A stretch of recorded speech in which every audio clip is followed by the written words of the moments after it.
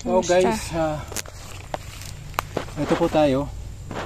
Paano natin i-rescue itong mga lakatan po natin na inatake po ng mga ulalo, ano? So ang ginagawa po natin, nag-replant po tayo. Hinukay po natin yung mga puno na wala na talang pag-asa, magbubunga siya pero sayang lang din. So ngayon ang ginagawa po natin, ito po ang ginagawa ko. Yan. So we have no choice. Wala po tayong choice. Nagamit po tayo ng synthetic na chemical. So ito po ay Carbomax or Puradan. Kilala po siyang Puradan. So ginagawa ko, mga isang kutsarita nakalagay dyan. Isang kutsarita nakalagay dyan. Tapos lalagay po ito yung itatanim po natin. Pero bago natin itanim, bawasan natin. Tapos itong mga suhi niya, tanggalin natin. Yan. Bakit natin tatanggalin? Kasi para mag-focus siya dito, tubo niya mag-focus dito sa main. Yan. Okay.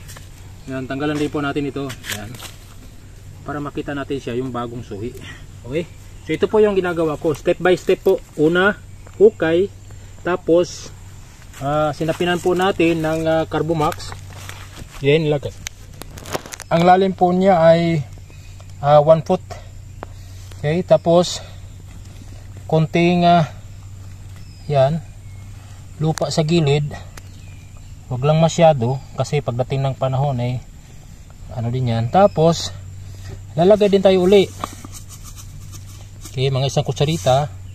Yan, so baka mga 2 kutsarita yan nakalagay dyan. Then 14-14 po. So itong 14-14 mga 2 kutsarita o isang kutsara. Yan. Tapos sapinan natin ng manipis lang. Takpan natin ng manipis lang. Yan. So yun po ang ginagawa po natin. So ito po yung mga nakuha natin mga ulalo guys. Oh. Hindi ko maano. Ito po yung mga uod yan. Oh. Yan oh. Oh. Laki. Yan po yung mga kumakain sa ugat ng ating mga lakatan. So sa isang puno minsan makakuha po ko ng 3 piraso. Sapat na po para ubusin yung ugat ng ating mga saging. So yun po yung ginagawa po natin. So kunting ano lang, kunting tiis, kunting sipag and charge to experience kasi nung pagtanim kasi nito hindi nalagyan ng Puradan o Carbomax, so wala siyang protection. Kahit anong lagay mo ng pataba, kung wala naman siyang protection, so kinakailangan yung offense at saka defense. Parang basketball lang din yan, ano? Offense, defense, maganda ka sa defense wala namang offense. Magaling ka sa offense, wala namang defense. So kailangan ng dalawa. Yan. So kung gusto niyo pong subukan, bumili, ilagay ko po sa itag ko po ang link nito sa ating pong comment section. Okay po, so God bless.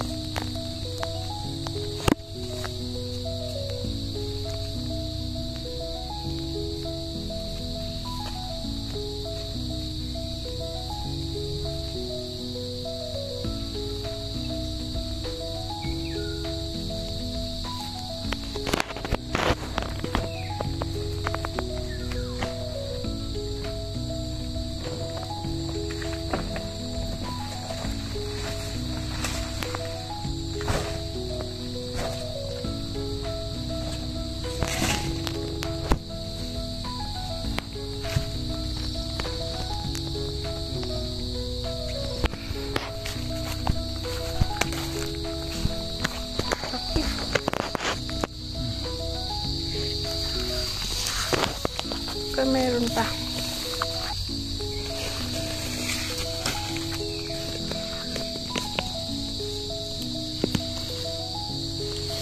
Yan o, wala na. Patay na lahat. Oh, lanta na.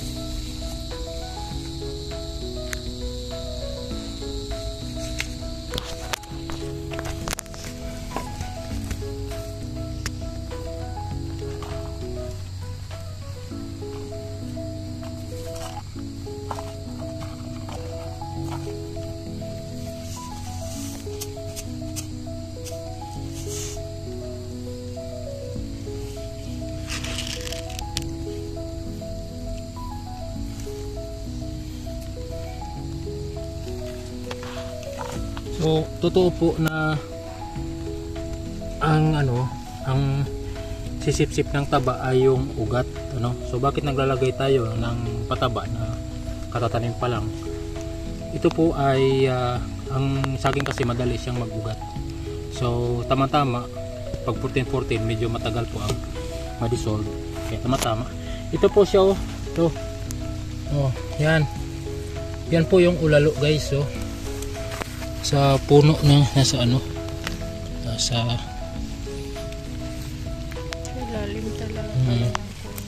Yun o. Kaya kinakain niya yung yung